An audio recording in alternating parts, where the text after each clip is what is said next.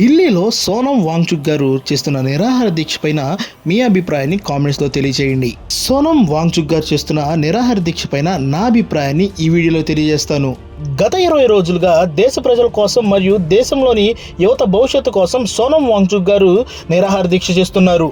ఒక గొప్ప సైంటిస్ట్, వ్యాపారవేత్త, ఇంజనీర్ అయినటువంటి సోనం వాంగ్చుక్ గారికి ఇలా చేయాల్సిన పని లేదు. రీసెంట్ గా సోషల్ మీడియా ద్వారా ట్రెండింగ్ లోకి వచ్చి ఎంతో మంది ఫాలోవర్స్ సంపాదించుకున్న కాక్రోచ్ జనతా పార్టీ సోనం వాంగ్చుక్ గారికి సపోర్ట్ చేయడంతో ఈ ఉద్యమం దేశం మొత్తం చర్చనీయాంశమైంది. ప్రస్తుత నిరసన దీక్షలో దేశవ్యాప్తంగా చర్చకు దారితీసిన పరీక్షా పేపర్ లీక్ ఆరోపణలు, విద్యా వ్యవస్థలో జవాబుదారీతనం, అలాగే కేంద్ర విద్యాశాఖ మంత్రి రాజీనామా చేయాలనే డిమాండ్కు మద్దతుగా ఆయన ఈ దీక్ష చేపట్టారు.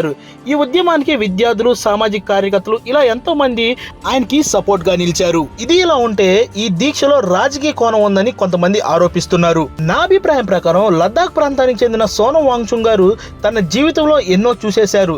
అలానే ఒక రాజకీయ దురుద్దేశం అనేది ఉంటే అతను ఇంకొన్ని మార్గాలు ఎంచుకొని అతనికి కావాల్సిందనే సాధించుకోవచ్చు.